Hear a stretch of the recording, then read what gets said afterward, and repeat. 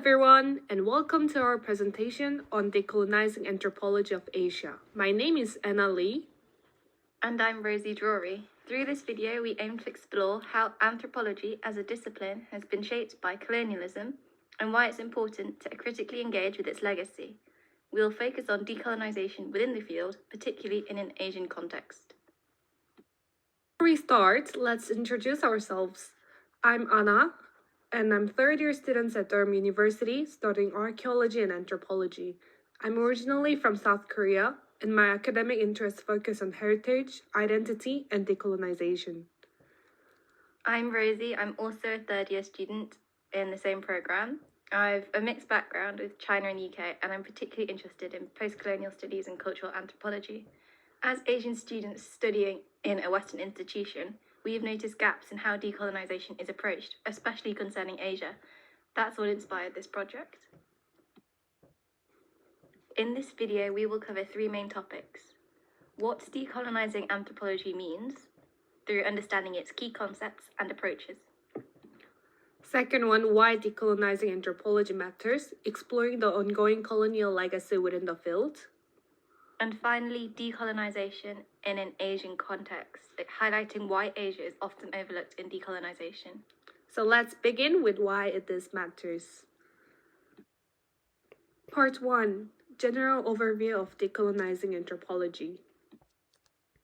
Decolonizing anthropology is not just about reflecting on the past. It's about actively transforming the way we study human societies today. At its core, decolonization involves three key aspects. First, acknowledging and addressing a structural oppression. Anthropology was built on a history of racial hierarchy and colonial power dynamics.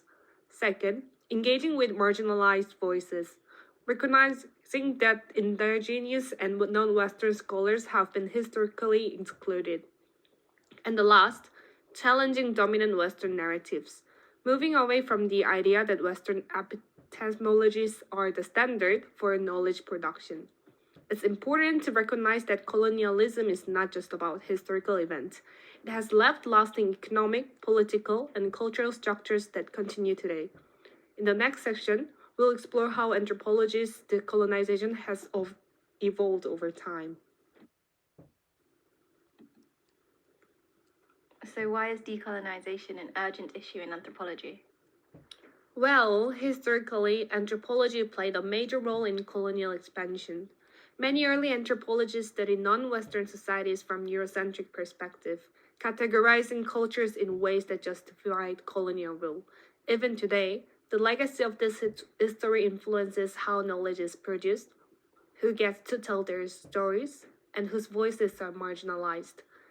Decolonization seeks to change this by rethinking the way we approach anthropology, ensuring the indigenous and non-Western perspectives are given equal weight.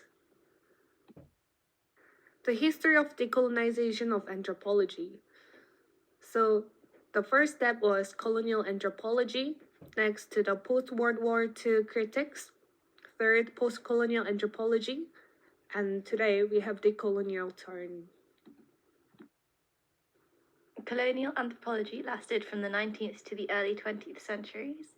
Anthropology was deeply intertwined with colonial expansion.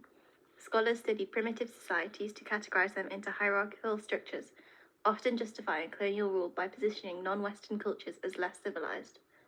One major figure was Edward Burnett Tyler, who proposed the concept of cultural evolution, categorizing societies into savagery, barbarism, and civilization. These frameworks ignored the complexities of indigenous cultures and reinforced European superiority. After World War II, anthropology started facing criticism for its role in colonialism.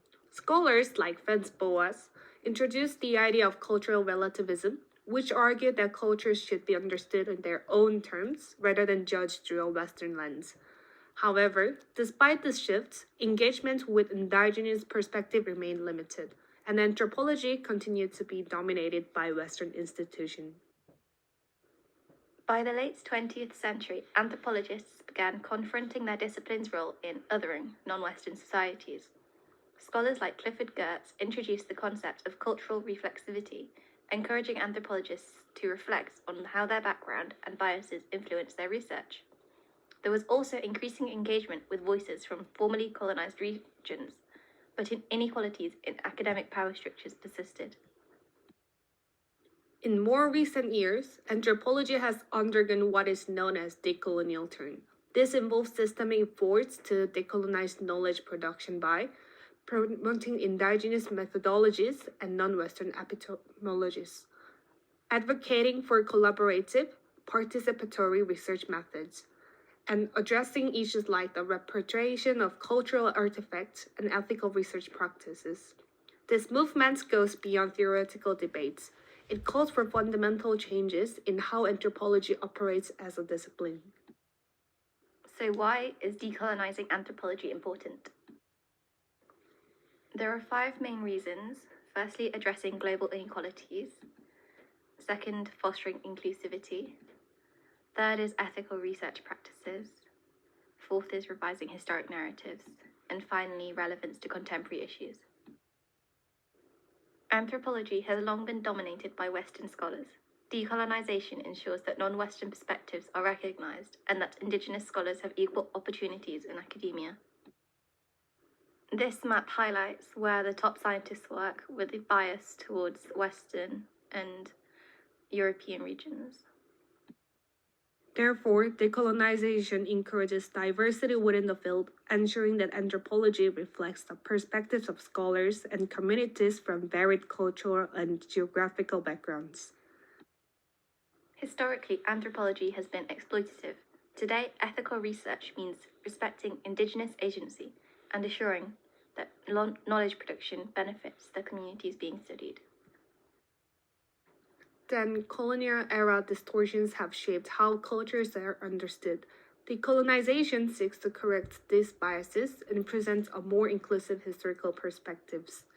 Acknowledging the pragmatic aspect of the development of anthropology has disciplines such as the role it played in the colonial mission. Therefore, highlights the biases in how history has traditionally been interpreted. Decolonization is not just an academic debate, it has real-world applications, including addressing migration, social justice, and cultural representation. Finally, our last part, decolonization of anthropology of Asia. So we focus on 2 cases. The first case, in Korea, Japanese colonial rule heavily influenced ethnographic studies. Today, Korean scholars are reclaiming their narratives. In China and Hong Kong, colonial anthropology shapes identity politics, and decolonization efforts continue to challenge these narratives. So why focus on Asia? So personally invested in how anthropologists approach decolonization in Asia. Many countries in Asia experience colonization, yet are often overlooked in the media and in our course. And we are both educated in a Western institution, so we learn about decolonization from a Western perspective.